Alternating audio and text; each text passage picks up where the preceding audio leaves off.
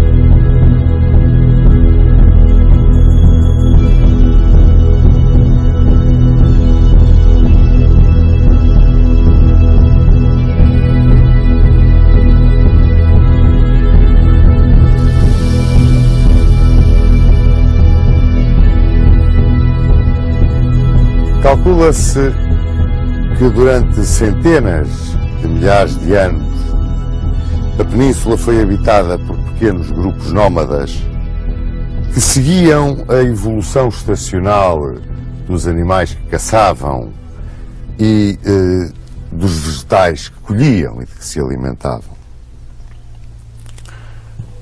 Durante um longo período de hominização e de evolução técnica e cultural, estes grupos foram talhando, traçando vários caminhos dentro da península. Podemos dizer que, de uma forma geral, escolhiam para viver os vales dos grandes rios, as zonas onde lhes era mais fácil encontrar água e onde os animais mais facilmente iam beber e onde as plantas mais facilmente cresciam. De uma forma geral, pode-se dizer que, na época chamada do Paleolítico Inferior, 1 milhão a 100 mil anos antes de Cristo, em que o domínio do chamado Homo antecessor, o homem da pedra lascada, que fazia os seus utensílios em grandes blocos de pedra depois com o Homo de Heidelberg, que construiu o machado de pedra, o machado de mão. O homem teve um princípio de evolução que o levou até ao período do Paleolítico Médio. Este período que vai até 40.000 a.C. é dominado pelo homem de Neandertal. E o homem de Neandertal já consegue fabricar utensílios a pedra em ponta e é o primeiro que se dedica a uma certa cultura funerária. No Paleolítico Superior, com o Homo sapiens, já muito parecido connosco, praticamente igual, a evolução dá-se no sentido de se começarem a verificar as primeiras manifestações artísticas, as primeiras pinturas rupestres e um incremento da cultura funerária. Quando se entra no epipaleolítico, que vai até cerca de 5.000 a.C., o homem começa a diminuir os seus utensílios naquilo que se chama o microlitismo. Começa a tentar polir a pedra e, embora habitando nas grutas, há a ideia de que ele talvez se tenha começado a juntar os diferentes grupos de homens. Em Portugal, é nesta altura que o homem vai quase ao estuário do Tejo e em Muge se encontram os grandes concheiros, que são talvez os restos da sua dieta de moluscos com que ele complementava a sua alimentação. O homem entrava assim no período do Neolítico. O período do Neolítico, o período da pedra polida. Este período em que o homem se começa a sedentarizar, a domesticar os animais, a tomar o controle do cultivo dos cereais, sobretudo do trigo e do centeio, e que leva a que a sociedade se comece a formar em núcleos muito reduzidos, mas que se baseavam numa necessidade comum de segurança e bem-estar. Aqui na Península assistiu-se ao aparecimento do arco neolítico, da flecha de ponta de osso, de ponta de pedra, de ponta de corno. Esse arqueiro do Neolítico era um caçador por excelência, mas começava também a ser um agricultor e um pastor. Não tinha uma vida completamente nómada nem completamente sedentária. E, no entanto, começou a ser visitado pela primeira vez por povos mais civilizados, que já estavam noutro patamar do conhecimento. Povos que vinham do Mediterrâneo Oriental e que estavam em contacto com o Próximo Oriente, onde o Neolítico tinha terminado há cerca de 3.000 anos. Esses povos vinham aqui à Península à procura de metais, fundamentalmente o cobre a sul do Tejo e o estanho a norte do Tejo. E pela sua influência, originaram que o último período do Neolítico tivesse aqui uma extensão mais brilhante sob o ponto de vista civilizacional, que se chama o período da indústria dos metais.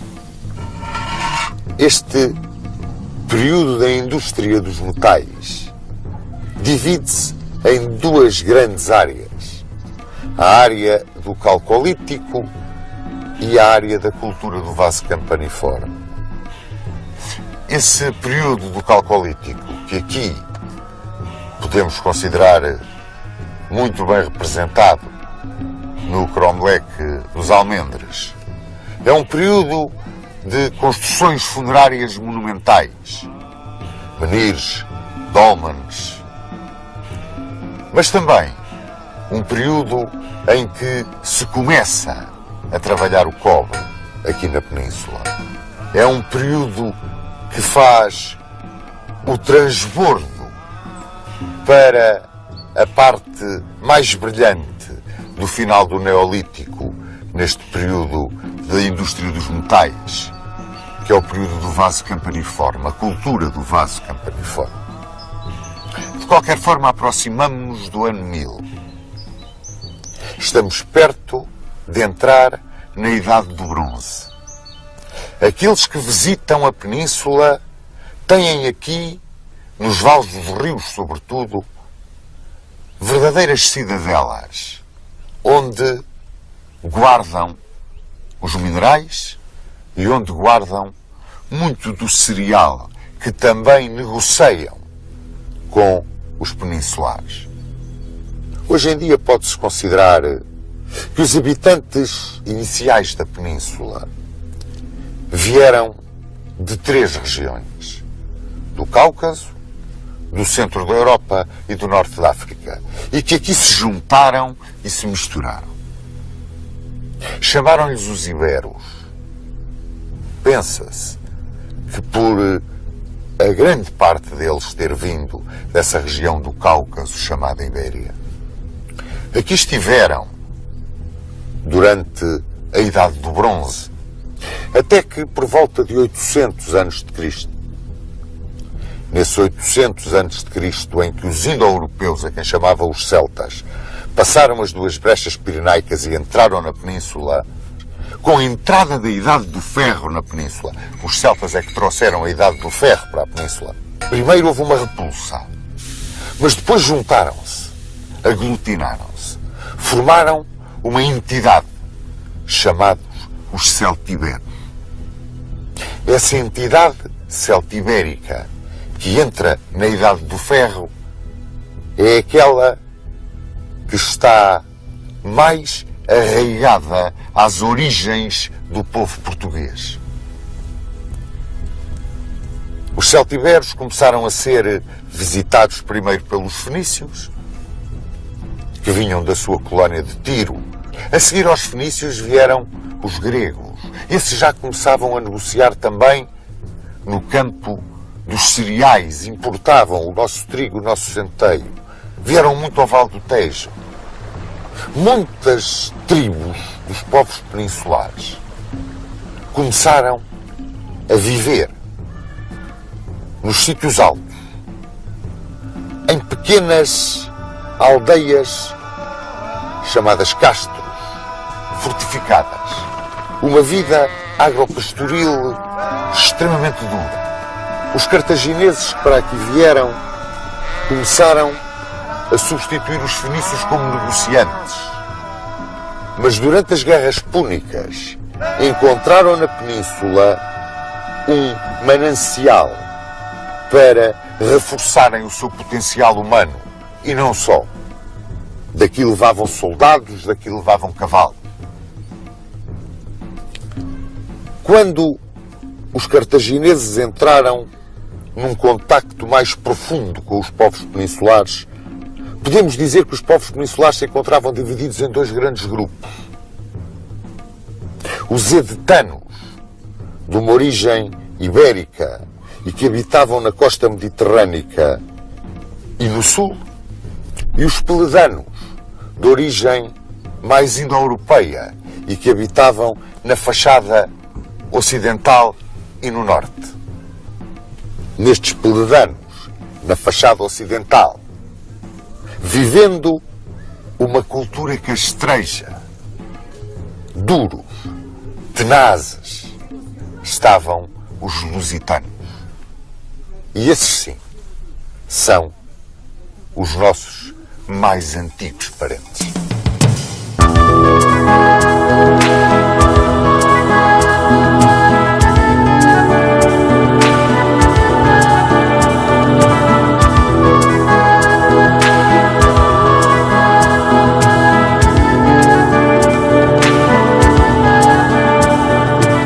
Considerados pelos romanos como um ramo dos celtibérios, os lusitanos são hoje vistos mais como celtas iberizados.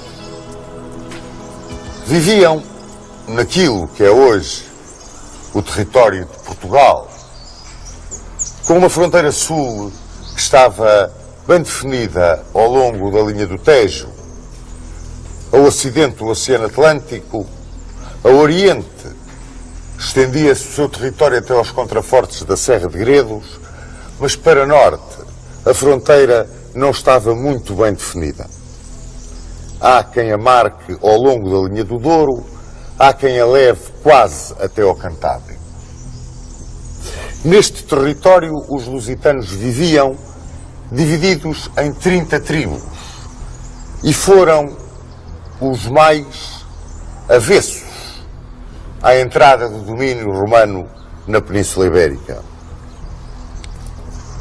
Eram um povo de pastores, mas também um povo de guerreiros. O seu sentimento de independência era extremamente forte.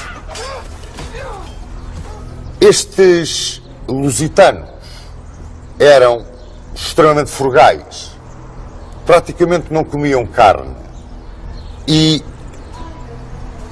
pouco vinho bebiam. Bebiam sim uma espécie de cerveja.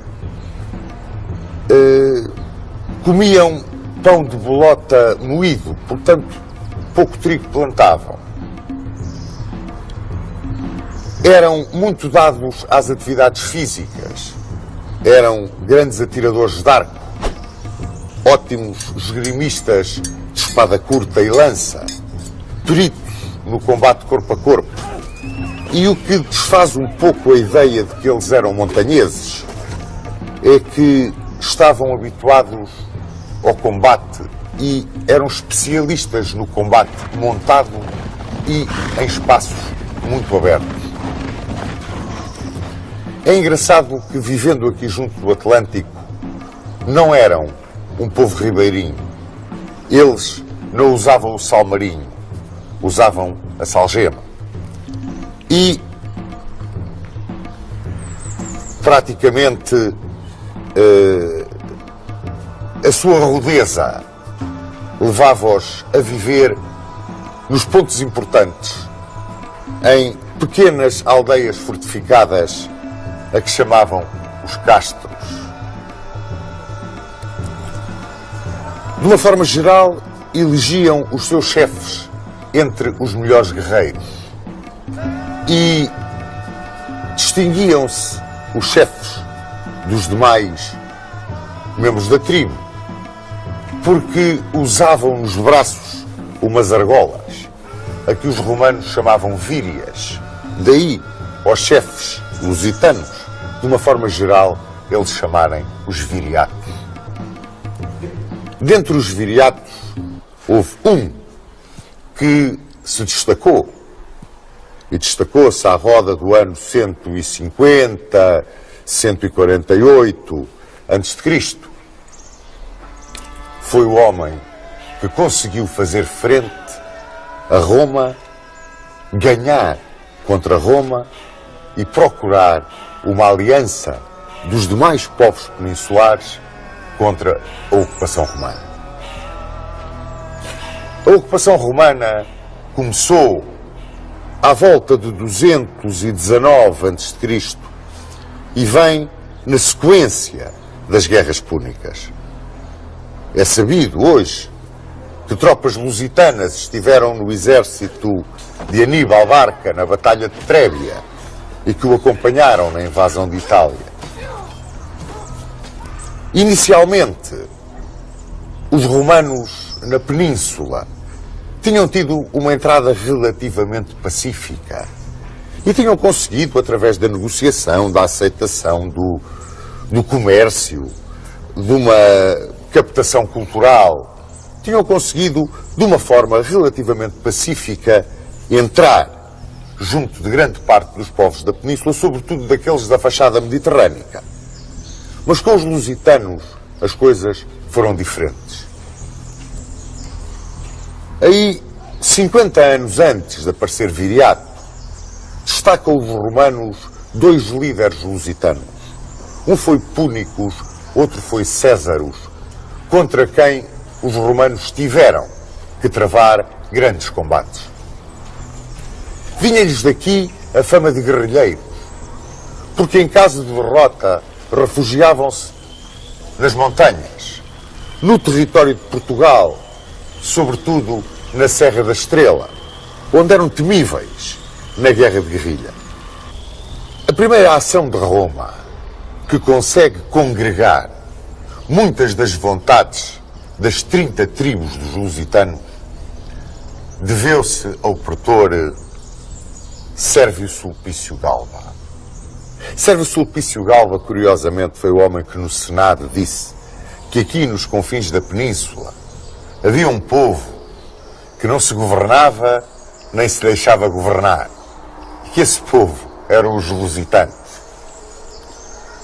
Sérvio Sulpício Galba conseguiu, até certo ponto, controlar a situação militar com as tribos lusitanas e ofereceu-lhes um acordo de paz. Os lusitanos teriam que se dividir em 3 agrupamentos, que seriam reunidos em 3 locais distintos, entregariam as suas armas e as melhores terras ser-lhes iam entregues para eles se deixarem daquela vida, segundo Galba, de banditismo e latrocínio em que andavam envolvidos. Assim que os apanhou, foi um massacre. E desse massacre salvou-se o tal Viriato, que iria passar à história como o grande líder dos lusitanos. Começou por revoltar as tribos que estavam na margem direita do Tejo, que se estendiam até ao chão sagrado da Serra da Lua, que é a Serra de Sintra. É curioso aqui acrescentar que os lusitanos eram politeístas, mas tinham um deus superior que era Endovélico. Precisamente o santuário de Endovélico era na Serra da Lua, na Serra de Sintra. A revolta das tribos dirigidas por Viriato foi um sursum corda para os lusitanos. Viriato era um guerreiro de tal forma excepcional que os romanos chamaram-lhe o Aníbal Bárbaro. Tinha diferentes formas de combater.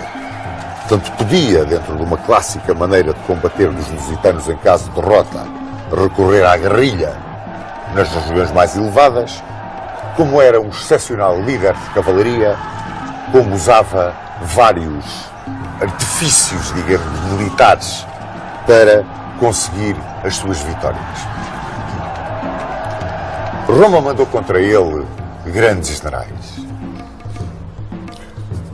Um deles, Caio Lélio, foi vencido num grande combate com cavalaria.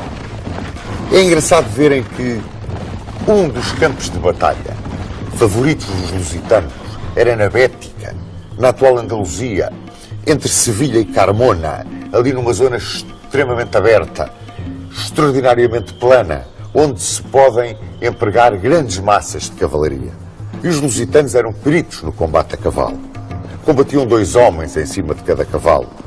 Um era, por assim dizer, o transportador até ao campo de batalha, o outro saltava, armado de espadas ou lanças curtas, e conseguiam, num movimento de vai e vem, desarticular as rígidas formações da legião romana. Foi o que sucedeu com Caio Lélio. Outro grande chefe romano que veio à península foi Caio Nigídio. Para aí houve uma receita diferente. Em Viseu existe a Cova de Viriato, pois nessa Cova de Viriato seria um antigo acampamento romano. Viriato conseguiu desorganizar a defesa do acampamento com touro. Aguilhoou e largou-lhes o estouro. Como talvez o grande general que Roma mandou contra Viriato, que foi Quinto Fábio Mácio Emiliano, irmão de Cipião, foi vencido na Serra da Estrela numa tremenda emboscada montada por Viriato. Fez-se perseguido, os romanos, perseguindo, entraram num daqueles desfiladeiros e os lusitanos fizeram rolar as pedras pelas vertentes dos desfiladeiros e destroçaram as tropas de Emiliano. Depois da sua vitória sobre Quinto Fábio Máximos Emiliano, que foi a mais brilhante de todas as suas campanhas, Viriato venceu ainda Serviliano, mas perante a força de Roma, sobretudo perante a força das legiões de Servílio Cipião e de Marco Pompílio, Viriato teve que assinar a paz. E ao assinar a paz, assinou também a sua sentença de morte.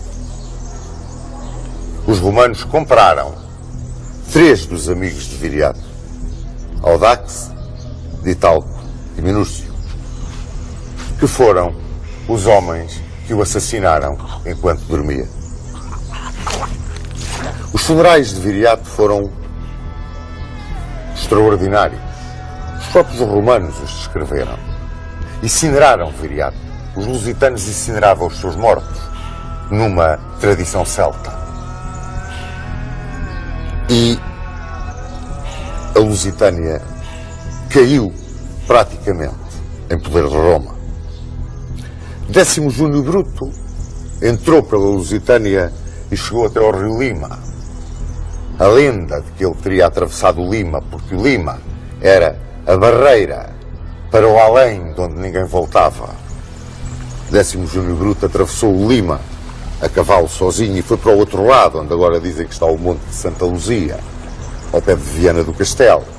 E daí chamou os seus legionários para se juntarem com ele. Quando, por volta de 80, entre 80 e 70 a.C., em Roma, a guerra civil entre Mário e Sila chegou ao fim com a vitória de Sila, os partidários de Mário fugiram, exilaram-se. E um deles foi Quinto Sertório e veio para a Península Ibérica.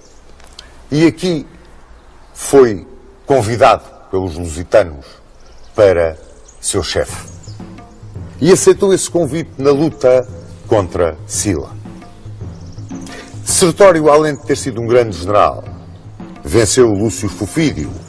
É o seu gênio militar que obriga a que Roma enviasse à Península Pompeu. Sertório foi, sobretudo, o primeiro homem que, de uma forma pacífica, conseguiu uma certa romanização dos bárbaros lusitanos. Estabeleceu uma capital política em Évora, a Liberalita Júlia dos romanos. Em Osma, colocou um centro de estudos. Conseguiu mesmo fazer um arremedo de Senado e, aplicando os princípios dos Gracos, procurou conseguir entre os lusitanos uma certa democratização. Foi assassinado por Perpena, o seu lugartenente. Quando Roma não podia com alguém, é claro, mandavam matar, era um dos sistemas que os romanos tinham. E pagavam a peso de ouro o ver-se livres desse inimigo. Depois da morte de Sertório e depois da grande ação militar de Pompeu, as últimas resistências dos lusitanos naquilo que é o território português foram vencidas por Caio Júlio César. Reparem, 2 nomes, talvez os mais sonantes da República Romana. Entre os seus generais, Pompeu e César, vieram aqui para poder dominar os lusitanos.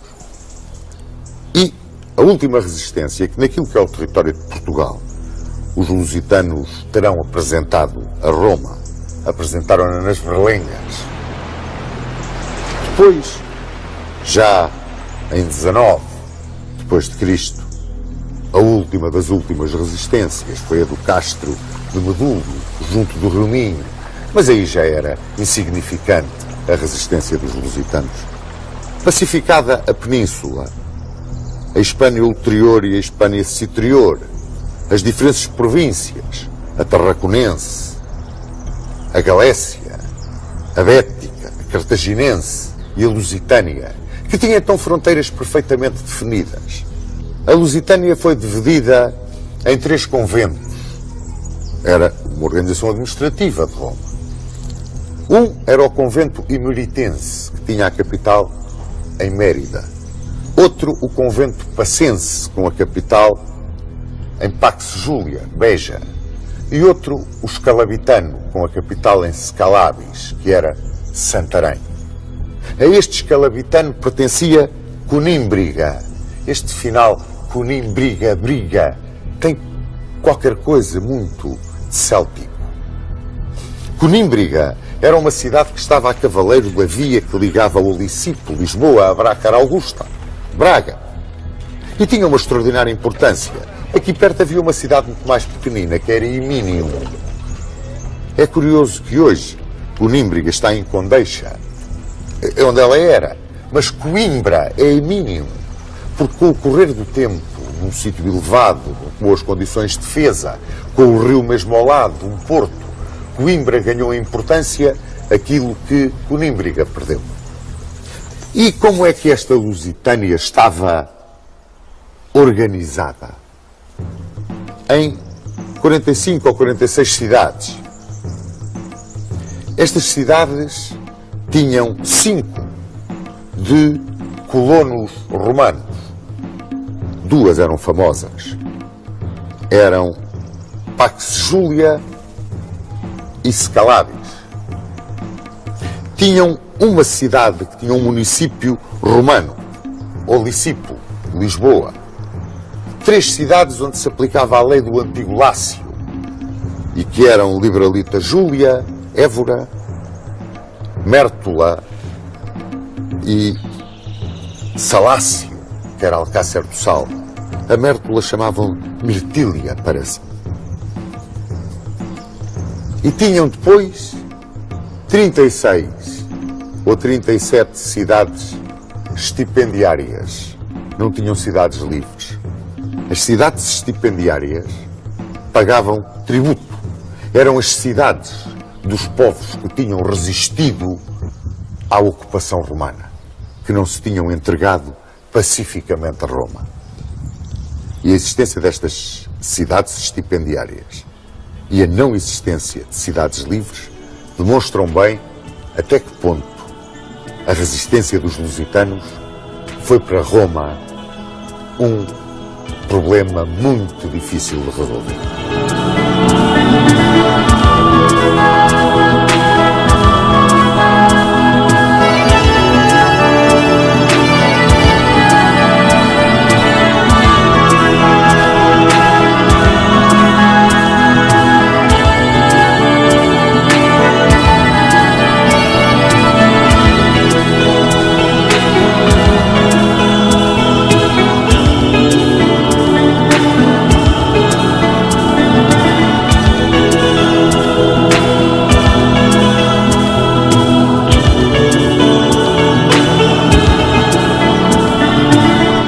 Com a vitória de Roma, a península foi pacificada, latinizou-se e começou a viver a sua vida como uma província imperial.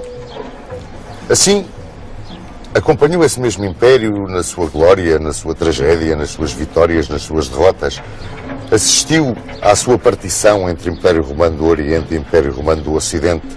Viu como o cristianismo iluminava Roma, mas ao mesmo tempo lhe destruía, por assim dizer, a sua força de trabalho, a sua economia no combate que fez à escravatura. E também assistiu à corrupção, ao luxo desmedido, às ambições políticas, aos jogos, aos assassinatos, a tudo aquilo que conduziu, afinal de contas, ao diluir, ao enfraquecer e, por fim, à queda do próprio Império. Em 410, os bárbaros de além Reno e além Danúbio tinham a sua coroa de glória na entrada de Alarico, em Roma, pela Porta Salária, perto das termas de Caracalla, e o saque da grande capital imperial. Depois foi uma enxurrada de povos que entraram em todas as províncias do Império. E aqui em 411, na Península Ibérica, entraram os alanos, os vândalos e os suevos.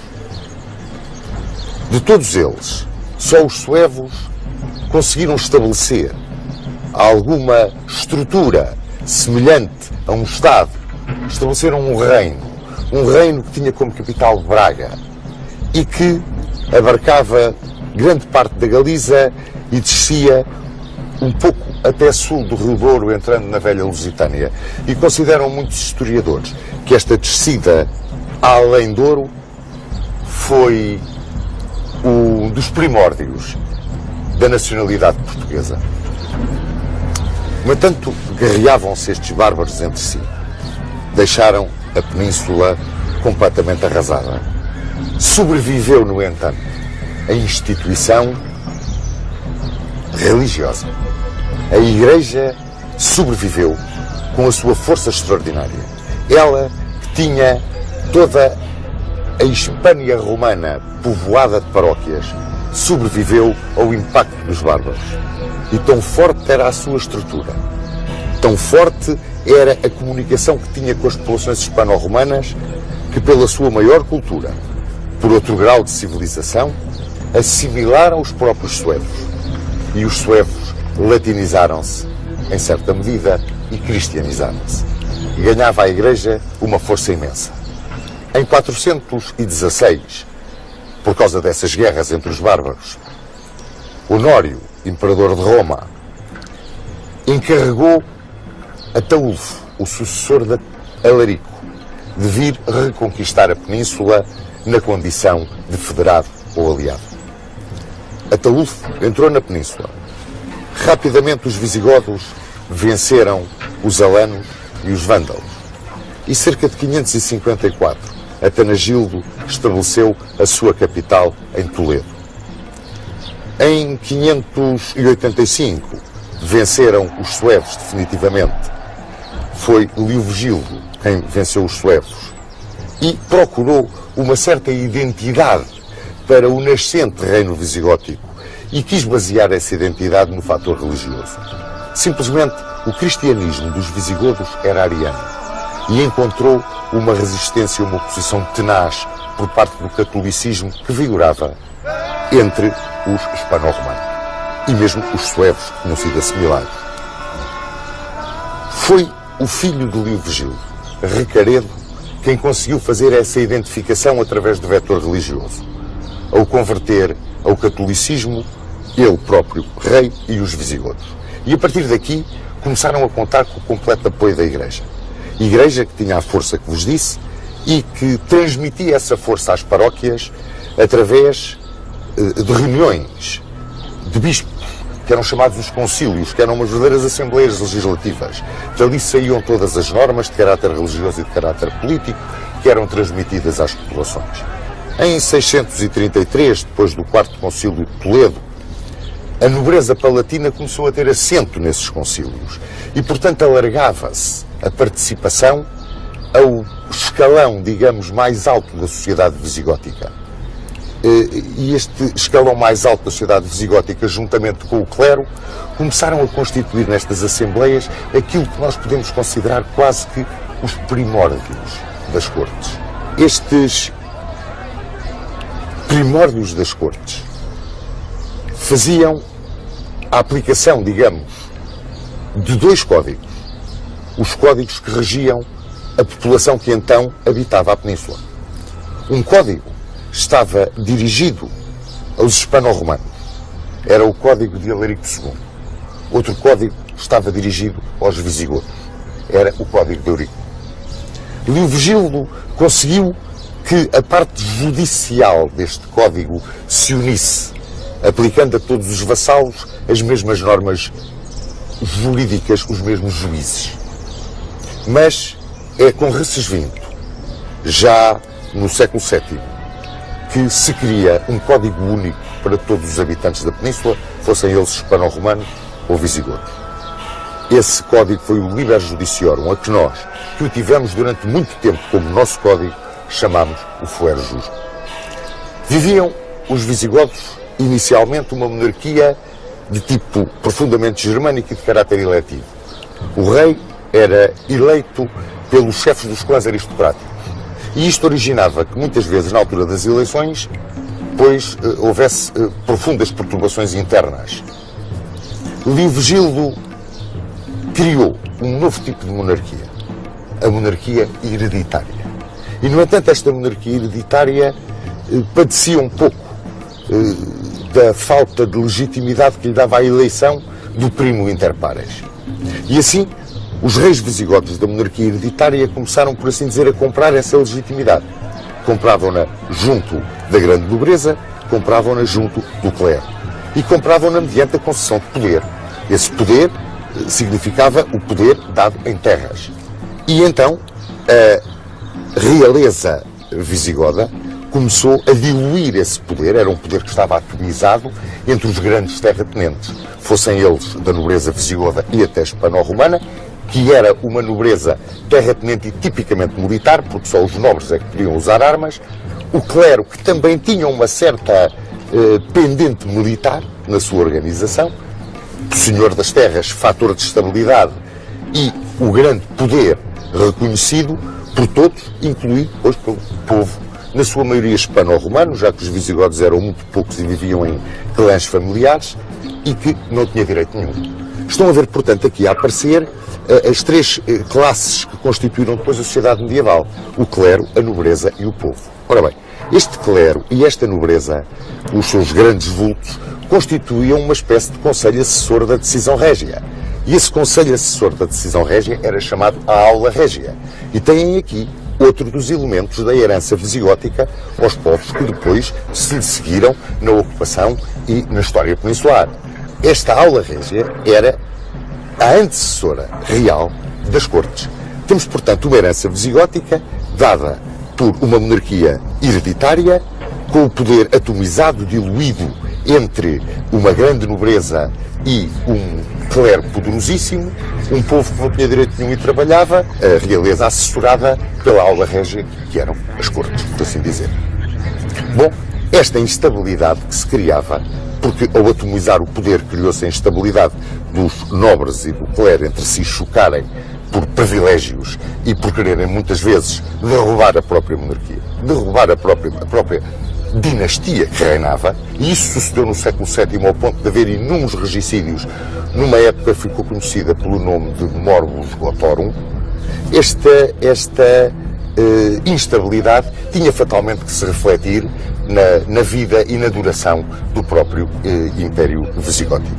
Escolhemos para falar do Império Visigótico precisamente aqui, a Capela de São Frutuoso de Montélio, porque é uma das poucas relíquias que restam em território português da presença dos visigodos.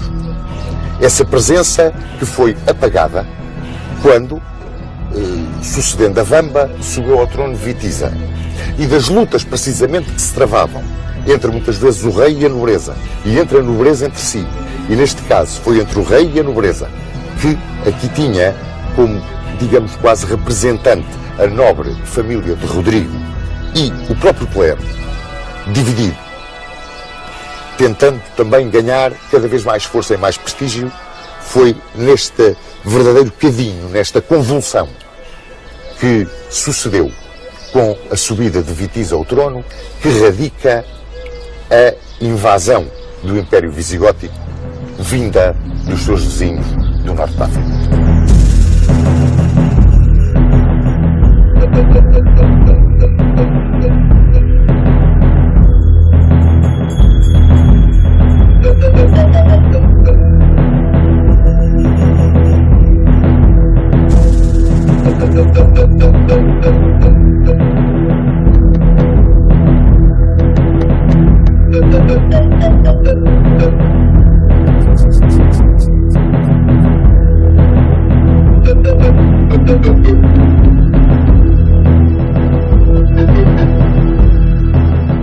Os primeiros relatos que nós temos da chamada campanha do Guadalete vêm na crónica Silêncio e na crónica Rotense. Referem os agravos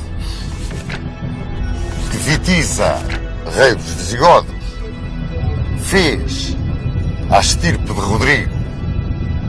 E Rodrigo foi quem lhe sucedeu no trono, derrubou derrubou Vitiza, prendeu, mandou-lhe arrancar os olhos.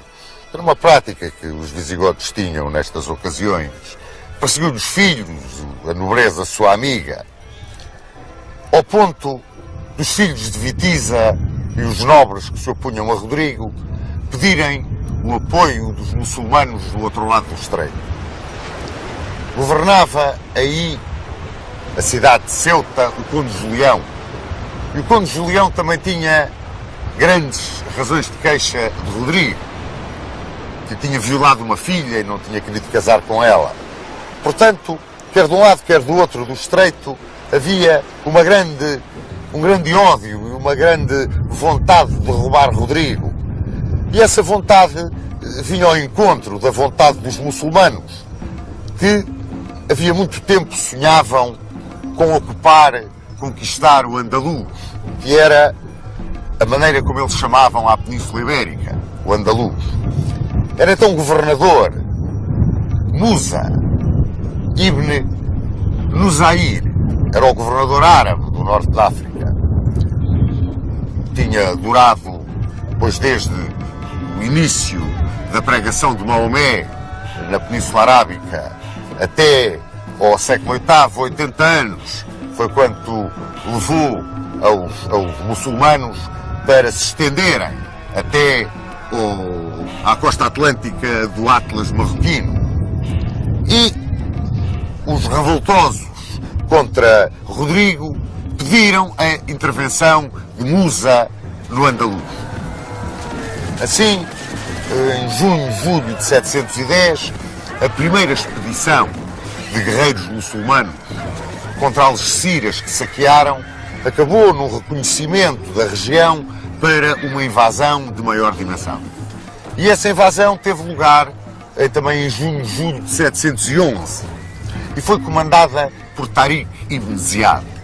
A esquadra Tariq passou o estreito, desembarcou em Algeciras, as forças concentraram-se no Calpe. A partir daí passou a chamar-se Gibraltar, Gerb al-Tariq, o rochedo de Tariq, e marcharam contra as forças de Rodrigo. Os visigodos e os muçulmanos focaram nas margens do rio Guadalete. Este rio Guadalete que aqui passa. E nem a crónica silense nem a crónica rotense dão com certeza histórica o local da batalha. Calculam os historiadores que ela se tenha travado a algures entre Medina Sidónia e Puerto de Santa Maria, aqui na zona onde nos encontramos. E essa batalha foi uma batalha que durou, a campanha, durou 8 dias. E segundo a crónica silense, na batalha decisiva, no auge da refrega, as forças visigodas que eram comandadas pelos filhos de Vitiza e pelo bispo Opas viraram-se contra Rodrigo. Portanto, foi uma ação conjunta dos muçulmanos, de Tariq e dos próprios visigodos revoltados contra Rodrigo, que levaram à derrota visigoda na Batalha de Guadalete. Não se sabe do destino de Rodrigo, mas segundo a crónica rotense, teria sido, muito depois, século XI, localizado o túmulo de Rodrigo em Viseu. Ora, depois da Batalha de Guadalete, a ocupação da península, a ocupação do Andaluz pelos muçulmanos foi muito rápida. Em 719, eles praticamente dominavam toda a Península Ibérica. E entusiasmados com esta vitória, invadiram a Gália. E em 732 foram derrotados por Carlos Martel na Batalha de Poitiers e regressaram ao seu Andaluz, à Península. E o Andaluz passou a constituir uma província pertencente ao Califado de Damasco. Ora, quando as lutas internas do Califado de Damasco atingiram o auge, o derrubo da dinastia Omeia, subiu ao poder a dinastia dos Abássidas e a capital mudou de Damasco para Bagdá, na península, o último dos Omeias, Abdurrahman I, pois proclamou o Emirato Independente do Andaluz. Com o andar do tempo, em 929, Abdurrahman III declarou o Califado de Córdoba, um califado glorioso, um dos mais gloriosos do mundo islâmico em toda a sua história. E este califado durou até que as disenções internas o cindiram nos reinos de taifas. Ora bem, logo a seguir à derrota de Poitiers, segundo uns, ainda um pouco antes da derrota de Poitiers, segundo outros, existia nessa parte do andaluz que não estava sujeita à força da islamização. A islamização, aqui como um pequeno detalhe, a islamização foi geralmente pacífica, porque para aqueles que aceitavam o domínio muçulmano, os muçulmanos eram muito brandos, respeitavam-lhes a religião, as instituições, as tradições, e portanto essa islamização não foi violenta. Mas na zona do Cantábrico e em alguns vales pirinaicos reuniram-se grupos de resistência hispano-romano-godos, e o mais importante deste grupo de resistência tinha a sua capital em Cangas de Onis. E aí se terá formado o núcleo fundador do Reino das Astúrias. E o primeiro rei desse Reino das Astúrias foi Pelágio. Ora, também segundo a crónica rutense e a crónica silense, aí entre 718 e 740, eles não dão bem uma data certa, os muçulmanos de Abdulaziz terão atacado essa resistência de Pelágio. Travou-se então uma das batalhas lendárias da história da Península. Foi a Batalha de Covadonga, que terminou com uma grande vitória de Pelágio, e dizem que por intervenção divina, uma vez que os hispanogodos estavam numa escarpa de uma montanha, metidos nessa escarpa, e os muçulmanos, atacando de baixo para cima, lançavam os seus projéteis, e os projéteis iam cair em cima dos muçulmanos. Este milagre era o milagre da força da gravidade. Mas a verdade é que os muçulmanos de Abdulaziz foram derrotados em Covadonga. E essa batalha de Covadonga é aquela que inicia a reconquista cristã da Península.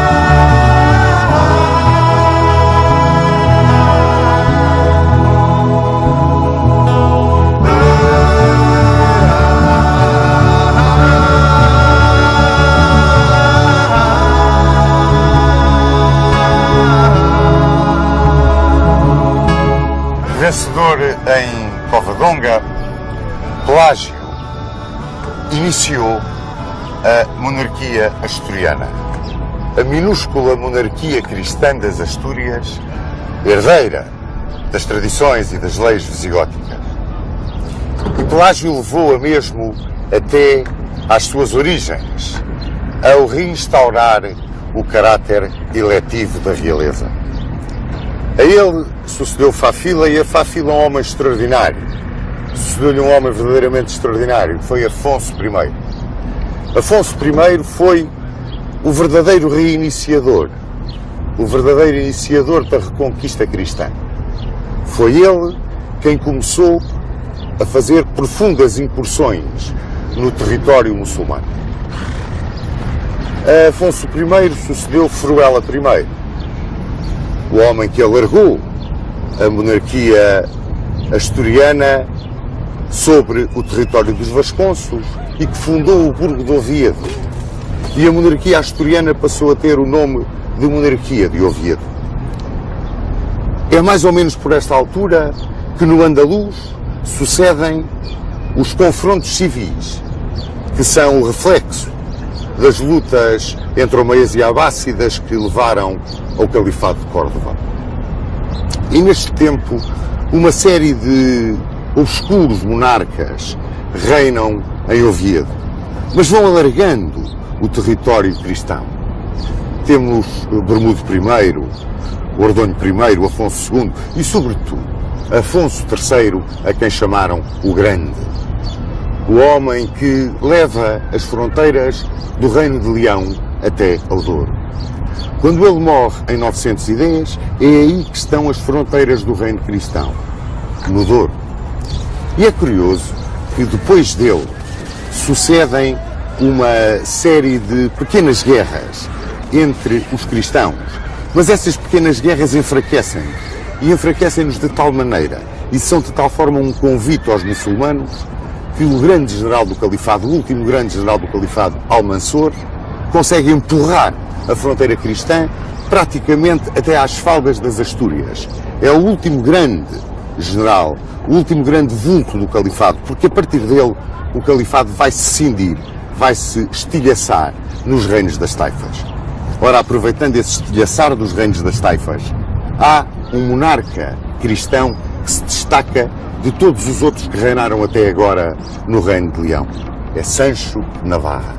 Sancho de Navarra consegue uma homogeneidade de esforços dos reinos cristãos e vem novamente até o Douro. É um homem de uma extraordinária personalidade, é um grande chefe militar e legou à cristandade um filho magnífico, Fernando I, a quem chamaram o Magno. E é Fernando I que sobe ao trono por volta de 1037, na altura em que o Califado se estilhaçou, pois, como vos disse, está absolutamente envolvido em grandes guerras entre os reis das taifas, que Fernando o Magno decide, com base no território da Galiza, no riquíssimo então território da Galiza, lançar a sua grande ofensiva da Reconquista. Uma grande ofensiva que se vai produzir em 3 faixas. A faixa central de Castela, com a linha de partida, digamos, na região de Zamora. A oriente, a faixa de Navarra, que vem desde os Pirineus Vascos e se dirige na direção do Mediterrâneo. E a ocidente, a faixa de Leão. A faixa de Leão que é a verdadeira alavanca de manobra de Fernando Magno. O facto de ele ter tomado como base logística a Galiza vem um bocado contrariar, para não dizer que, sob um ponto de vista militar, contrariar frontalmente a tão falada teoria do armamento. Vários autores, o professor Veríssimo Serrão, o professor Saraiva, o professor Matoso, ultimamente a têm combatido. A teoria do armamento assentava no seguinte: quando Afonso I lançou as suas grandes incursões, teria, depois de vencer os muçulmanos, agarrado na população que tinha ficado na terra e que ele ia levado para as Astúrias com ele. Essa população que ficava era, na sua maioria, população moçárabe, ou seja, hispano-romano-godos, cristãos que tinham aceite a lei, as tradições, os costumes dos muçulmanos, mantendo a sua religião, o que era respeitado por eles. Ora, se isto fosse assim, eu penso que não seria possível que a Galiza, em 1037, 1055, servisse o rico território da Galiza, que nós sabemos ter sido um dos campos de batalha mais sangrentos do início da Reconquista, que esta Galiza servisse como base logística para o lançamento das operações de reconquista de Fernando Magno. Mas nós sabemos que nesses territórios que eram reconquistados pelos cristãos e abandonados pelos muçulmanos, chamavam-lhes as presúrias. Normalmente eram entregues a um senhor, que até podia ter sido o seu conquistador pela força das armas, para que o recuperasse, repovoasse e voltasse a amanhar a terra, para que a terra produzisse, para que não fosse uma terra de matagal, não se tornasse num matagal. Como muito bem dizem, e é um ditado popular que um grande autor do momento o emprega numa sua obra, Entre mortos e feridos alguém havia de escapar. E realmente eram esses moçárabes que ficavam agarrados à terra e que eram protegidos pelo senhor a quem a terra era entregue. Ora, nesta Galiza que ia servir de base de partida a Fernando Magno, existia desde tempos imemoriais uma pequena póvoa que estava na foz do Rio Douro, a que os romanos já chamavam Portus Cale, a que no tempo de Almansor os muçulmanos chamavam Bord-Cal, e que foi em 864 mais ou menos reconquistada e entregue sob o governo, a presúria de Portugal, sob o governo do conde Vímara Pérez. Esse coração, esse embrião do Portugal onde nascemos, começou aqui, precisamente aqui, nas margens do Douro, e é comemorado lá em cima, ao pé da Sé, pela estátua a Vímara Pérez. Não quer dizer que Vímara Pérez tivesse encontrado esta zona armada, certamente não a encontrou. Apoiou e defendeu aqueles que aqui ficaram. E eu estou absolutamente convencido que aqueles que aqui ficaram eram precisamente a população hispano-romano-goda que recebia de braços abertos a reconquista cristã. Vímara Pérez fundou uma grande família. Uma família que teve, tempos depois, na Condessa Mumadona Dias, um dos seus esteios fundamentais. A Condessa Mumadona Dias, por volta de 959, fundou em Guimarães o Castelo de São Mamede e o Mosteiro de São Mamede, que estavam ligados por uma estrada, que é hoje uma das ruas de Guimarães, do velho Guimarães histórico. Aqui, diz-se, nasceu Portugal. Mas nasceu dessa terra vimaranense, desta terra do Porto, a terra do Porto. É curioso, a terra que se estendia desde o Rio Minho até um pouco além do Vale do Douro. A terra Portucalis, a terra do Porto de que foi professor Vímara Pérez, e que em 1055, 1056, era o limite da base logística de Fernando Magno. Lançou-se Fernando Magno, partindo de Zamora, na faixa central, à conquista da linha do Mondego. Queria puxar para sul a fronteira da cristandade. Apanhou Tarouca, Viseu, Lamego, e no início de 1063 ou 1064 recebeu a visita do poderoso senhor de Tentugal, um moçárabe chamado Segenando. Esse poderoso senhor de Tentugal vinha convidá-lo a conquistar Coimbra. Essa terra que já tinha sido dominada pelos cristãos, conquistada e perdida naquele vai e vem das operações da Reconquista, que eu tanto assemelho às ondas do mar a bater na praia. Pois este conde Segenando, este moçárabe, um homem inteligentíssimo, tinha sido vizir, ministro, no divã do rei da taifa de Sevilha.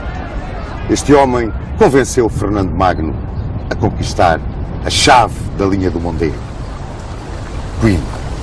Esse emínio dos romanos, que se tinha tornado na chave da linha do Mondego, substituindo a Conímbriga, a Condeixa, onde nós estivemos há pouco tempo, que, por ser um porto, dominando a circulação fluvial no Mondego, tinha assumido uma característica estratégica extraordinariamente importante.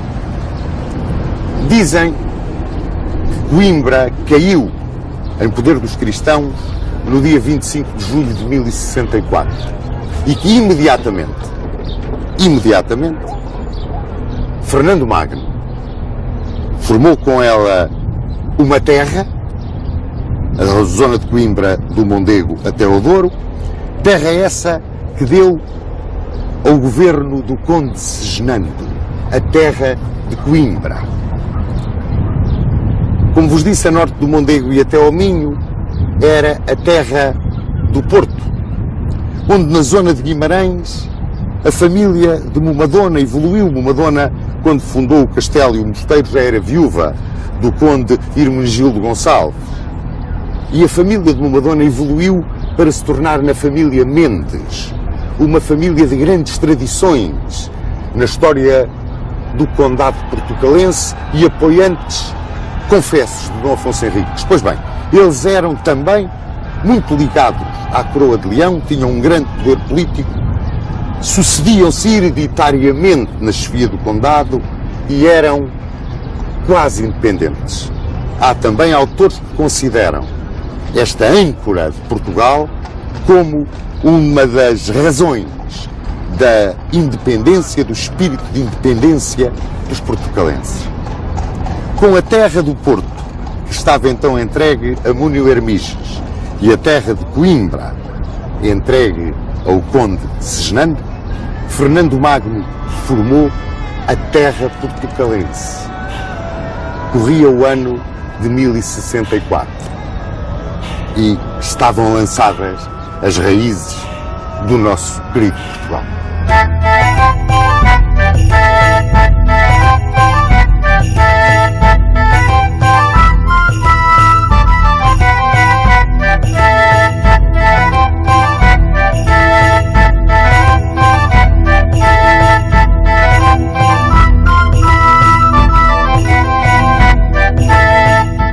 A morte de Fernando Magno em 1065 e as disposições do seu testamento levaram ao desmembrar da poderosa monarquia castelhano-leonesa entre os herdeiros do grande imperador das Espanhas. Assim, a Sancho II correspondeu Castela, a Afonso VI correspondeu Leão, às filhas Urraca e Elvira corresponderam Zamora e Toro, e ao filho mais novo, Garcia, correspondeu a Galiza. A Galiza, agora tornada em reino e acrescentada da terra portucalense. Durou pouco a concórdia entre os herdeiros de Fernando Magno e, logo em 1070, Sancho II procurou, numa violenta guerra intestina, reunir novamente as diferentes partes do Império do seu pai. Em 1072, durante o cerco de Zamora, que foi brilhantemente defendida por Dona Urraca, Sancho II foi morto numa sortida dos sitiados e imediatamente Afonso VI, que se encontrava refugiado junto dos mouros em Toledo, apareceu para tomar conta dos tronos de Leão e Castela, uma vez que Sancho II tinha morrido sem herdeiros. Restava-lhe agora Garcia. E contra Garcia se voltou Afonso VI, venceu-o, prendeu-o no Castelo de Luna e reconstituiu o Império das Espanhas sob o seu comando político e comando militar. É curioso quando se fala de Garcia e do reino da Galiza, porque em 1071, num combate que não está muito bem definido, vive no meio do nevoeiro da história, os barões de Entredor e Minho, esfiados pelo conde Nuno Menendez, que era da família de Momadona Dias, foram vencidos em Pedroso, nas margens do Cávado, num combate que é considerado por muitos historiadores como o primeiro grito da revolta dos barões de Entredor e Minho. E esse nebuloso combate pode-se considerar, por assim dizer, o arranque da história militar de Portugal. Mas, regressando a Afonso VI, à sua governação civil e militar, em 1085 lançou-se ele na grande aventura de continuar a reconquista cristã. E, com um grande exército, meticulosamente, criteriosamente preparado, através de uma proclamação à cristandade. Um exército que reunia castelhanos, leoneses, galegos, aragoneses, italianos, alemães, franceses, foi conquistar a cidade de Toledo. E em 1085 cai Toledo em poder da cristandade e transforma-se no centro da reconquista. Foi por esta altura que entre os cavaleiros franceses que vieram apoiar Afonso VI, se diz que veio Dom Raimundo de Borgonha. Dom Raimundo de Borgonha, que era sobrinho do grande abade dos abades, Hugo de Cluny, um amigo muito chegado de Afonso VI. Ora, a seguir à sua vitória de Toledo, Afonso VI lançou a reconquista em duas direções. Uma em direção a Valência, comandada por Álvaro Fanhas, e outra em direção a Sevilha, comandada por ele próprio. Os divididos reinos das taifas, que se guerreavam entre si a todo o momento, uniram-se face ao inimigo comum e pediram a intervenção dos almorávidas do norte da África. E os almorávidas vieram em socorro dos mouros do Andaluz. Vinham comandados por um grande general, um dos grandes generais sarracenos de toda a sua história militar, Yusuf ibn Tashfin.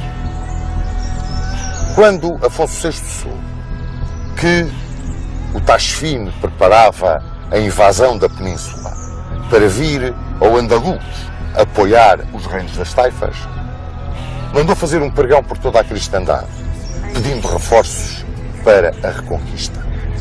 E é então que vem para Portugal Dom Henrique de Borgonha, o quarto filho dos duques de Borgonha, bisneto de Roberto II de França e primo, embora num grau afastado, de Dom Raimundo, que já aqui se encontrava. Organizou-se um grande exército comandado por Afonso VI. Foi contra a invasão almorávida no Tashfin. Mas em 25 de outubro de 1086, nos campos de Zalaca, cerca de Badajoz, o exército cristão foi completamente trucidado. Foi uma derrota clamorosa às mãos do Tashfin. Aliás, primorosamente descrita por Alexandre Herculano. Com esta derrota, tudo parecia que os almorávidas iriam entrar pela zona reconquistada. Mas não. Curiosamente, só fizeram duas investidas.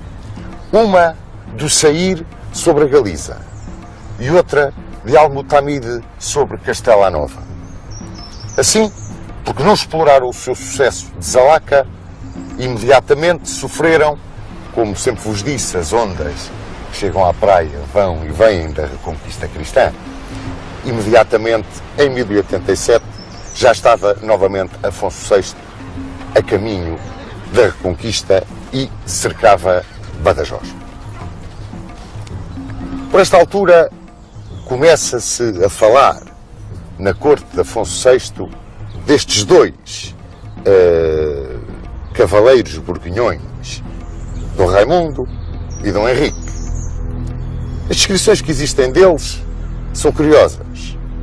A um Dom Raimundo político, cortesão, fraquíssimo militar, era uma nulidade para comandar tropas, opunha-se um Dom Henrique, que era um homem de grande iniciativa, valente como um leão, um homem capaz de levar atrás de si a hoste real, se tal fosse necessário, mas um grande ambicioso e um homem com muito poucos escrúpulos.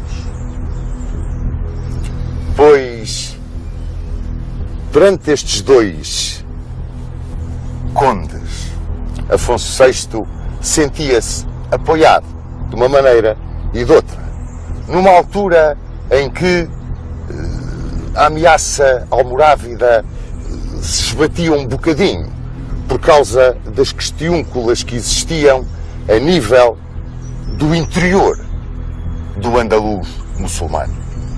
É que os almorávidas, que vieram socorrer os reinos das taifas, acabaram por os querer conquistar.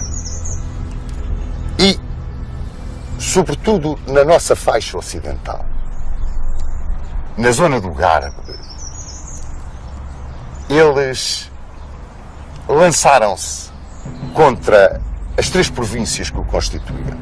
O Alfogar, que é o Algarve atual, o Alcácer, que é o Alentejo, e Belata, que é parte da Extremadura e parte do Ribatejo, e estabeleceram como linha de fronteira com a cristandade a linha do Tejo, com as praças de Santarém, Lisboa, Alcácer, Sintra, Almada, Palmela. Eles ali estavam defendendo toda a zona conquistada pelo Sair, porque foi o grande motor desta conquista almorávida, e o território cristão.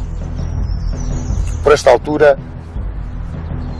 por intervenção de Dona Constança, rainha de Leão e Castela, que era parente dos dois condes, Dom Raimundo de Borgonha casou com Dona Urraca, que era a filha legítima de Afonso VI e Dona Constança. Uma vez que o coração de Afonso VI estava preso ao filho que tinha da linda Moura Zaida, que era filha do rei de Sevilha e para quem Afonso VI queria deixar o seu império. Este jovem infante Dom Sancho. Mas para compensar Dona Urraca, resolveu Afonso VI refazer o reino da Galiza. Foi por volta de 1091 que morreu o conde Segenano de Coimbra, que tinha estado com Afonso VI na Batalha de Zalaca. E, imediatamente, Afonso VI refez as terras que constituíam a parte a sul do Minho do seu império. Criou um condado em Coimbra, que deu a Martim Muniz, um condado em Aroca, que deu a Múnio de Niegas, e um condado no Porto, que deu a Dom Henrique de Borgonha. Com estas três terras ou condados, junto com a Galiza, formava o reino da Galiza, destinado a compensar, de algum modo, Dona Urraca pelo seu sonho de fazer do infante Dom Sancho o seu sucessor, imperador das Espanhas. Mas mais, quis alargar a fronteira para sul até à linha do Tejo, que era o seu sonho. O sonho de Afonso VI, o sonho estratégico, era estabelecer na linha do Tejo a fronteira sul da Galiza. A Galiza estendia-se do Cantábrico ao Mondego, isto desde 1074. Aproveitando então as discórdias e as lutas que existiam no Garbe, entre os almorávidas e os mouros daquela região, e que enfraquecia profundamente a defesa dos sarracenos, Afonso VI resolveu lançar um grande fossado que empurrasse definitivamente a sua fronteira para a linha do Tejo. E, atacando de surpresa para sul, pôs cerca a Santarém. Rendeu-se Santarém, com Santarém renderam-se Lisboa e Sintra, depois Almada, e estabeleceu Afonso VI a linha do Tejo como fronteira sul do reino da Galiza. Criou ali um condado, o condado de Santarém, e entregou-o a um dos seus homens de grande confiança, um dos grandes senhores de Entre Douro e Minho, Soeiro Mendes da Maia. Formavam-se então, com as terras ou condados de Porto, Coimbra, Aroca e Santarém, mais aquilo que é hoje a Galiza e os condados que lá existiam, um reino que iria ser a compensação, como vos disse, do império de Afonso VI para Sancho. E, portanto, este reino destinado a Dona Urraca. E ele entregou, como um vice-reino, quase independente, o governo deste território, do Cantábrico até o Tejo, a Dom Raimundo de Borgonha. Bom, mas voltou a sair. E voltou a sair e apanhou Lisboa e apanhou Sintra. E cercou Santarém. E imediatamente, para reconquistar a linha do Tejo, uma poderosa hoste comandada por Dom Raimundo de Borgonha, onde ia um troço de tropas do Condado do Porto, comandadas por Dom Henrique, que então tinha casado com a filha bastarda de Afonso VI e da Muniones Ximena Núñez, ou Muniones, que se chamava Dona Teresa ou Dona Tareja. Com essa força veio Dom Raimundo de Borgonha para repor a fronteira na linha do Tejo. Por questões de caráter tático, o sair levantou o cerco de Santarém, na altura em que as tropas cristãs entraram pela zona do Garbe dentro e vieram acampar sob os muros de Lisboa. Mas o sair regressou a Lisboa. E a derrota de Dom Raimundo foi total. A sua inépcia como comandante foi completa. E destacou-se, a cobrir a retirada daquele desastre,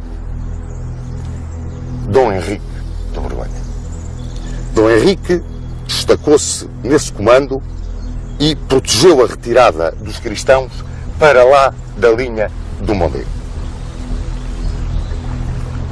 Foi uma ação definitiva para a ideia que Afonso VI já tinha daquilo com que podia contar por parte de Dom Raimundo.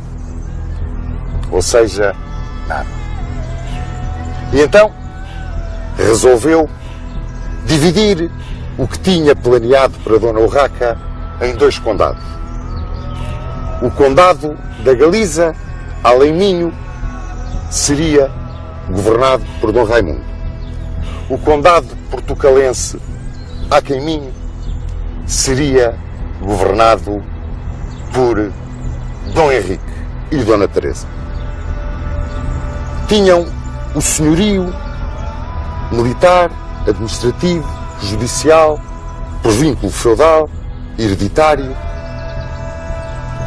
desse território, que se estendia do Rio Minho até ao Tejo. Nascia, portanto, como um tampão militar na faixa ocidental do Império de Afonso VI, o Condado Portucalense. E estávamos nós em 1096, 1097. Bom, nesta altura acontecem várias situações que vão precipitar muitos acontecimentos. Uma das situações, talvez a mais, aquela que mais feriu Afonso VI, foi a morte do infante Dom Sancho na Batalha de Úcledes. Com a morte do infante Dom Sancho na Batalha de Úcledes, Afonso VI levou uma tremenda machadada no seu ânimo. Já velho, foi o fim, praticamente, da sua vida. Outra foi que, na sua ambição, o Conde Dom Henrique, como se intitulava a si próprio, o Conde Dom Henrique, lançou-se com tropas que lhe foram entregues pelo sogro na expulsão dos mouros da zona de Ciudad Real e perde a Batalha de Malagón. E ao perder essa batalha e para se redimir, decidiu ir para a cruzada. Será que ele terá ido para uma cruzada? Há quem diga que sim, há quem diga que não. Há quem diga que ele foi com o bispo de Coimbra a Roma para conseguir que se restaurasse a sede de Braga com Dom Paio Mendes. O poder da Igreja era tanto que a restauração da sede de Braga podia ser uma alavanca para a autonomia do Condado de Portugalense. E que aí, se esta é realmente a verdade histórica, estaria apoiado por Dom Raimundo. Porque Dom Raimundo queria disputar a sucessão, apoiado pela Igreja e apoiado por muitos barões castelhanos e galegos, a sucessão de Afonso VI. E precisava de força para que não subisse ao trono por morte de Afonso VI o infante Dom Sancho, mas ele, Dom Raimundo. E, inclusivamente, dizem que levou o arcebispo de Toledo a apoiar a pretensão para a restauração da sede de Braga e mais, a troco do apoio militar portugalense, daria a Dom Henrique, ou Toledo, ou a Galiza. Mas, como vos disse, a morte do infante Dom Sancho na Batalha de Úqueles veio alterar completamente este jogo estratégico. E para piorar ainda mais as coisas, morre também Dom Raimundo de Borgonha. E fica Dom Henrique, por assim dizer, como a primeira espada, a primeira cabeça, com prestígio militar para manter a unidade imperial. Com a ambição também da sua mulher, que era uma ambiciosa, uma mulher sagaz, inteligentíssima, Dona Tareja, ele fez a corte ao sogro. Estava muito mal, muito vencido, muito derrotado. E foi à Astorga e encontrou o moribundo. E a ideia dele era, dado que o filho único do casal, Dom Raimundo de Borgonha, Dona Urraca, o infante Afonso Raimundos, tinha apenas 4 anos, era ele ficar com a coroa imperial. Pois bem, a ideia do monarca castelhano e leonês era outra. Deixava os seus estados a Dona Urraca, menos a Galiza, que seria para Afonso Raimundos. E tudo isto com uma condição: Dona Urraca casar novamente. Em 1091, Afonso VI morre em Astorga. Ora, a decisão de Afonso VI deixou revoltado o conde Dom Henrique, porque via-se na situação do como conde portucalense ficar na vassalagem de uma criança ou de uma mulher a quem não reconhecia capacidade para manter a unidade do Império, mas também preocupou muito os barões galegos, castelhanos e leoneses, que exigiram que Dona Urraca casasse, muito contra a vontade dela, com Afonso de Aragão, o batalhador. E a primeira coisa que Afonso de Aragão fez foi substituir os alcaides dos castelos, das terras da mulher, por alcaides da sua confiança. E isto revoltou os grandes senhores vassalos de Dona Urraca. E entre eles, um poderoso, rico homem galego, Pedro Froilás de Trava, que era o aio de Dom Afonso Raimundos, e que, agarrando no pendão da revolta, saiu a exigir os estados de Afonso VI para o pequenino infante. A Igreja apoiava também o movimento dos senhores da Galiza, de Leão e de Castela. Igreja que era, por assim dizer, liderada por Diogo Gelmires, o arcebispo de Compostela. E apoiava porque Dona Urraca tinha pedido o divórcio de Dom Afonso de Aragão. Dom Henrique, nas suas terras, aproveitou o dissídio entre os parentes de quem era vassalo e procurou alargar o seu condado. E fê-lo, ora apoiando Dona Urraca, ora apoiando Afonso de Aragão, metendo-se em todas as pelejas, metendo-se em todas as questões, e lá ia vivendo naquele turbilhão em que se estava a tornar o antigo Império de Afonso VI. É curioso que os almorávidas não aproveitaram imediatamente este dissídio, mas pouco depois vieram à linha do Tejo novamente e, apesar da heroica resistência de Soeiro Mendes, reconquistaram Santarém. E a linha do Tejo passou a constituir não uma fronteira dominada pelos cristãos, mas uma fronteira dominada pelos almorávidas. E, portanto, uma base de partida para um avanço até ao Mondego. Nestas lutas entre Dona Urraca e Afonso de Aragão, Afonso de Aragão foi cercar a Astorga e Dona Urraca, com o apoio de Dom Henrique e de Dona Teresa, cercou Penafiel. E caiu Penafiel. E Dona Teresa convenceu o marido a pedir a Dona Urraca a partilha do Império, uma vez que não queria de forma nenhuma que os barões portucalenses chamassem rainha à irmã. Dona Teresa era o motor quase da vontade de Dom Henrique. E Dona Urraca, prometendo que fazia partilhas, rompendo as promessas, prometendo que dava a Dom Henrique Zamora, Toro, Salamanca, Valladolid, lá ia enganando o velho conde portucalense, que morreu sem ter recebido nada daquilo que a cunhada lhe prometera em 1112. Por direito feudal, sucedeu-lhe o seu filho, muito pequenino, filho varão, Dom Afonso Henriques, que, segundo uns autores, nasceu em Guimarães, segundo outros, nasceu em Viseu, ainda segundo outros, nasceu em Coimbra, e os anos então de nascimento também não concordam uns com os outros, 1108, 1109, 1111. A verdade é que reza a lenda que nasceu aqui, em Guimarães, e que foi aqui batizado também em Guimarães. De pequenino, Dom Afonso Henriques era doente, era fraquinho das pernas, dizem os cronistas.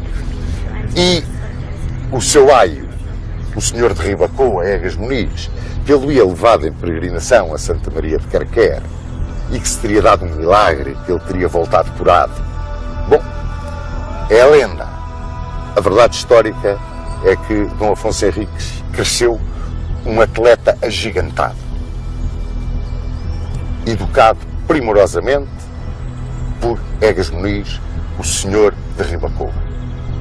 Mas enquanto pequenino, tomou conta do condado, em nome do filho, Dona Tareja, a condessa portucalense, que imediatamente, confiada que estava na força dos seus barões, no espírito que já começava a existir de unidade, de identidade, dentro das fronteiras do condado, pois Dona Tareja tomou, diz muita gente que abusivamente, o título de Infanta Rainha, que lhe competia como filha de rei com jurisdição sobre terra. Só que a jurisdição ela tinha em nome do filho. E imediatamente foi à Astorga pedir à irmã que lhe desse as terras que tinha prometido ao marido. Foi a primeira, aliás, a nas Cortes de Leão de 1115 prestar vassalagem humildemente a Dona Urraca. É claro que nesta altura rebenta uma revolta com Pedro Froilás Estrava, o arcebispo Gelmires de Compostela, que exigem definitivamente a realeza na Galiza para Dom Afonso Raimundos, em cumprimento daquilo que estava determinado no testamento de Afonso VI. São apoiados nessa revolta por Dona Tareja. E Dona Tareja recebe deles Ourense e Tui. É claro que a relação com a irmã piorou. Davam-se aqui grandes desencontros, grandes problemas de poder. Começava a aparecer uma força, não só dentro do condado portucalense, mas também dentro da Galiza, que se queria desprender da monarquia castelhana e leonesa. É mais ou menos por esta altura que os almorávidas lançam um grande ataque, partindo do Val do Tejo contra o Val do Mondego. E o objetivo desse ataque era Coimbra. Abandonando os seus negócios todos políticos na Galiza, Dona Teresa vai para Coimbra e vai ela defender, comandar a heroica defesa de Coimbra. E aí, Dona Teresa ganhou, se alguma coisa lhe faltava, o amor, o respeito, toda a paixão com que durante um tempo os seus ricos homens a seguiram e toda a população do condado a seguiu. Chegaram ao ponto de lhe chamar rainha, como se pode ver no monumento que ela tem em Ponte de Lima. Mais ainda, ela materializou a ideia de corte do vínculo político com a monarquia leonesa. Ela era uma bandeira de autonomia e independência. Tal era a sua extraordinária força de caráter. Pois bem, vencedora em Coimbra, regressando ao condado, uma bandeira que os próprios galegos quiseram aproveitar na sua luta gêmea da portuguesa pela independência de Leão, ela recebeu como ligação entre os galegos e os portucalenses o alferes-mor do arcebispo Gelmires de Compostela, um moço, guerreiro, cavaleiro de grande fama, Fernão Pérez Estrada. Era esse o enviado dos galegos para vir para junto dos portucalenses como uma ligação, quase nessa conspiração que havia para cortar os vínculos com o Reino de Leão. E Dona Teresa apaixonou-se por Fernão Pérez Estrada. E a verdade é que Fernão Pérez Estrada também se apaixonou por ela. E foi o princípio da perdição da condessa portugalense. Rapidamente o tornou no governador do distrito do Porto. Deu-lhe uma força extraordinária ao ponto de assinar documentos com ela. E a conspiração forjava-se agora com uma paixão pessoal, que era extraordinariamente perigosa, porque os nobres galegos, com a força que tinham, da sua extensão territorial, da sua prevalência em todas as questões políticas, se convenceram de que a unidade portucalense e galaica seria feita sobre a soberania galega. Sobre a soberania galega.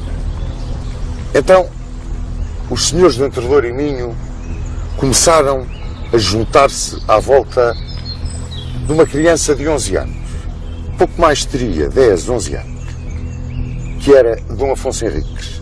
Viam nele a grande esperança da ruptura dos vínculos com Leão, de uma autonomia e de uma independência que não os levasse imediatamente a seguir a cair sob a soberania da Galiza.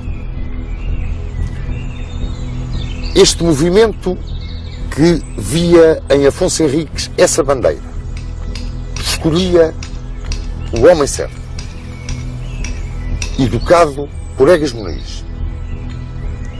Com 11 anos já sabia o que queria e começava a ter os seus partidários e mais, a ter voz junto deles. Curioso, numa criança de 11 anos. Porém, Dona Urraca, depois, apercebeu-se de que havia uma conspiração que envolvia galegos e portucalenses. E, em 1121, entrou em som de guerra pelo condado portucalense. E é a primeira vez que com ela vem Afonso Raimundo. E vêm pôr cerco ao castelo de Lanhoso, onde estava a condessa portucalense, a infanta rainha, rainha para muitos portugueses, como já vos disse, chamada Dona Teresa. O cerco do castelo de Lanhoso foi feito por Dona Urraca e pelo arcebispo Gelmires. Mas é curioso que, no meio de tanta traição, no meio de tanta intriga, também aí a intriga e a traição tiveram um peso enorme. Exigiram os nobres galegos a Dona Urraca que mandasse prender o arcebispo Gelmires em pleno cerco. E exigiram-lhe que fizesse as pazes de Lanhoso com a irmã. E, contra a vassalagem e subordinação imediatamente prestada por Dona Teresa, Dona Urraca deu-lhe Zamora, Toro, Salamanca e Ávila. Ou seja, Dona Teresa saía da sua derrota com mais força do que aquilo que tinha, se tivesse ganho. E isto ainda aumentou mais o prestígio de Dona Teresa, mas o receio de que esse prestígio fosse usado por Fernão Pérez Estrada em proveito da causa galega e contra a causa portucalense, levou a que a conspiração dos ricos homens dos barões de Entre Douro e Minho se alargasse ainda mais. Já não era um núcleo restrito, começava-se a alargar por todo o território portucalense. E subiu em flecha quando, numa revolta que sucedeu na Galiza, mas que alastrou a Castela e Leão e lançou a anarquia, o pandemónio, nos domínios de Dona Urraca, Dona Teresa e Fernão Pérez de Trava se meteram nela. Meteram-se nela e, imediatamente, os senhores de Entre Douro e Minho viram o perigo que corria o próprio condado perante a anarquia e o poder do conde galego. O poder que ele tinha, que era total dentro do condado portucalense. Por sua vez, castelhanos, galegos, leoneses vêem em Afonso Raimundos, então com 19 anos, o homem que podia suster esta onda de anarquia, que podia realmente trazer a paz, a concórdia e a força novamente ao império de Afonso VI. As coisas agora vão suceder-se em catadupa. Em 1124, Afonso Raimundos arma-se cavaleiro, direito dos reis, em Santiago de Compostela, no altar de Santiago. Ao seu lado, protegendo-o, amparando-o, tem o arcebispo Gelmires. A força da Igreja, a força de todos os senhores, que o querem ver rei, imperador. Mas em 1125 é a vez dos portugueses contra-atacarem. E na Catedral de Zamora, no altar de São Salvador, a tal bandeira da independência, a tal bandeira da autonomia do condado, Dom Afonso Henriques, arma-se também cavaleiro ele próprio, direito de reis. Como se os barões portugueses quisessem dizer ao leonês e até a Dona Teresa, este é o rei que nós queremos. Dona Urraca morre em 1126. Afonso VII é jurado rei de Castela, Leão, Galiza e senhor de Portugal. A rebelião portuguesa começa a crescer. A própria Dona Teresa não aceita esta situação de uma subordinação que parece que vai entrar pelo condado dentro. E Afonso VII vai lidar agora com a rebelião portuguesa, as exigências de Afonso de Aragão e a rebelião dos partidários de sua mãe. Aqueles que sempre se opuseram a que ele fosse o verdadeiro sucessor de Afonso VI. Para esses, com a punição e o perdão, acalmou aquela efervescência que existia dentro de Castela, Leão e Galiza. O aragonês, com o pacto de Tamara, arrumou a questão. E com os portugueses, depois de uma concordata de Zamora que lhe permitiu resolver as outras duas situações primeiro, resolveu vir ajustar as contas em pessoa e em força. E na primavera de 1127 cercava aqui, na Praça de Guimarães, Dona Teresa, Dom Afonso Henriques e os partidários de Dom Afonso Henriques. O arcebispo de Braga, Dom Paio Mendes, foi ao encontro de Afonso VII com todas as promessas de submissão e de vassalagem de Afonso Henriques. Afonso VII aceitou e ficou de reféns dessas promessas o velho aio de Afonso Henriques, Egas Muniz. Dona Tareja e Fernão Pérez Estrava também se submeteram na sua vassalagem a Afonso VII. Iam agora, com Afonso Henriques, discutir a soberania dentro do condado. A revolta contra Dona Tareja era total.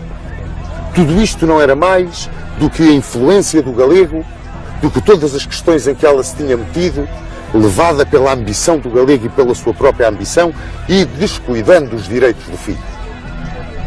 A Igreja apoiava Dom Afonso Henriques, através do arcebispo de Braga. Para já não falar em todos os senhores de Entrador e Minho, os Neivas, os Maias, os senhores de Ribador, os senhores de Ribacoa e, sobretudo, o povo dos vilares de Guimarães, de Braga, de Refões de Lima. Todos, como um só, apoiavam essa bandeira. Tinha chegado o momento. Dona Tareja pediu o auxílio de Afonso VII para vir fazer frente à rebelião do filho. Afonso VII não o ouviu. E ela e Fernão Pérez Estrava levantaram a hoste dos seus partidários, na maioria galegos, e vieram contra Guimarães. Reza a tradição popular que Dom Afonso Henriques saiu daqui com a sua hoste e foi-se encontrar em combate contra a mãe e os partidários da mãe no campo da Ataca, que está a 4 km mais ou menos aqui de Guimarães, na direção de São Trocado.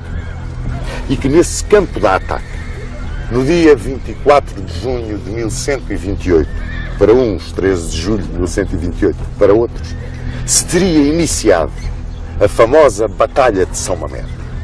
Uma batalha nunca muito bem descrita.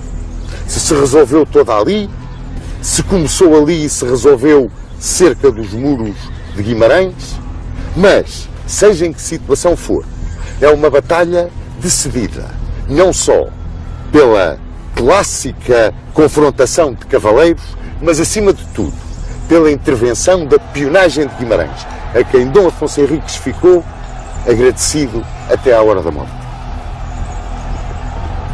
É a pionagem de Guimarães que decide a grande vitória de São Mamede, o primeiro dia de Portugal, o dia em que se tornava realidade a bandeira sonhada.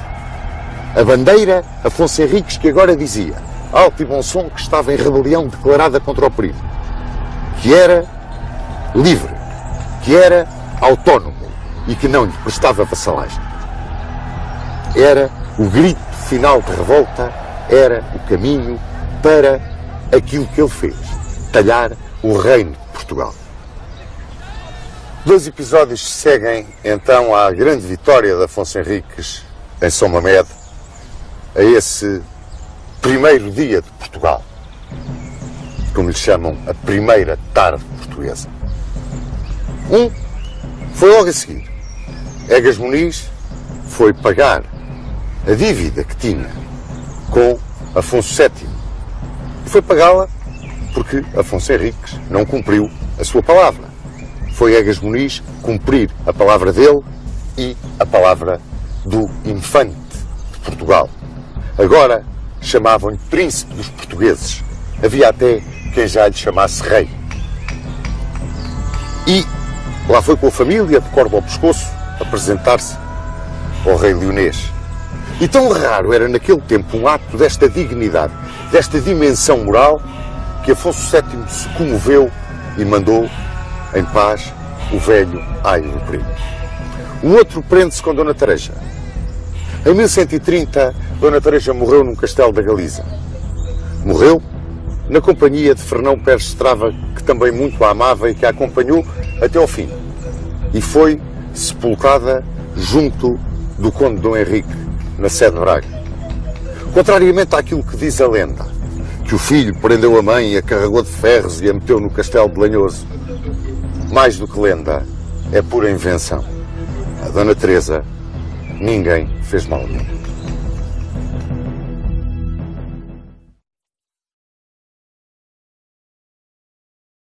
Gostaríamos de saber a opinião do Sr. Dom Duarte acerca do período histórico que medeia entre a chegada a Portugal do Conde Dom Henrique e a Batalha de São Mamede, esse período que se convenciona chamar do Condado Portucalense? Estou convencido que, de algum modo, o nascimento de Portugal como nação era indispensável, porque é uma herança do reino suevo. Os suevos nunca aceitaram o seu domínio pelos visigodos, quando foi das invasões, chamadas invasões bárbaras, e depois a ocupação islâmica, mas que manteve, no fundo, a identidade dos vários povos. Os muçulmanos eram muito poucos, árabes e berberes eram poucos, e tinham um poderio militar e uma organização, mas do ponto de vista numérico não eram muitos. Mesmo aquela parte da população que se converteu ao Islão por uma razão de interesses, de vantagens, rapidamente voltaram ao cristianismo depois da Reconquista. Por isso, nesse sentido, voltou outra vez os sentimentos e as tradições anteriores voltaram à superfície. Onde foi realmente uma falha histórica foi ter ficado separado de Portugal da Galiza. O Sr. Dom Duarte falou de Dom Afonso Henriques, a quem os almorávidas, sobretudo, chamavam o pérfido galego, vindo ao encontro daquilo que o Sr. Dom Duarte acaba de dizer. E o Ibn Eric. O Ibn Eric. E Dom Afonso Henriques, figura marcante ainda antes daquilo que se convencionou chamar a data da independência de Portugal, e que pertence, portanto, ao reinado de Dom Afonso Henriques. Mas, como chefe de Estado, Dom Afonso Henriques começa a sua vida em 1128, na Batalha de São Mamede, depois da Batalha de São Mamede, como chefe de Estado. A posição crítica de Dom Afonso Henriques relativamente à mãe e a posição crítica dos senhores de Entre Douro e Minho relativamente ao domínio galego sobre Portugal, eu gostava que o Sr. Dom Duarte nos desse a sua opinião acerca desse período que não é tão bem estudado como nós julgamos hoje em dia na nossa história. Creio que tem também a ver com os dois bispados. Santiago de Compostela e Braga sempre tiveram uma grande rivalidade. Talvez isso justifique esta rivalidade entre as duas regiões, não é? E por outro lado, não há dúvida que Dom Afonso Henriques era um burguinhão, e algumas das pessoas que o acompanhavam, etc., vinham diretamente da Borgonha. Curiosamente, eu tenho apontado em França, quando inaugurei um monumento a Dom Afonso Henriques em Versailles, pago pelos nossos imigrantes, eu disse que Dom Afonso Henriques era o modelo do imigrante de segunda geração que teve muito sucesso na vida e que, portanto, não somos só nós a emigrar para lá, também emigraram para cá. E, portanto, nesse aspecto, creio que a história tem que servir também para nos ajudar a compreender a nossa época, para estimular a nossa autoestima, para fazer ver os problemas atuais num relativismo, numa perspectiva, com uma profundidade histórica que nos ajuda a compreender a situação atual. A Batalha de São Mamede, para o Sr. Dom Duarte, o seu avoinho, primeiro rei de Portugal, porque interessa que os nossos seguidores da nossa série saibam que o Sr. Dom Duarte vem em linha direta masculina de Dom Afonso Henriques. Penso eu que é quase um caso único nas casas reais europeias. E eu gostava que o Sr. Dom Duarte, não que fizesse uma apologia, mas que nos desse a sua opinião muito sincera sobre essa batalha lendária, que foi a Batalha de São Mamede. O que ela significa para o descendente direto do vencedor da batalha. De facto, é considerado o começo da nacionalidade portuguesa, né? Embora politicamente eu acho que é mais engraçado e mais interessante lembrar o Acordo de Zamora. Porquê? Não só porque foi um reconhecimento oficial, internacional, da independência de Portugal, mas muito particularmente porque aconteceu a 5 de outubro. E, portanto, passaríamos a ter uma justificação para um dia feriado. É muito difícil acabar com um feriado, as pessoas não gostam, não é?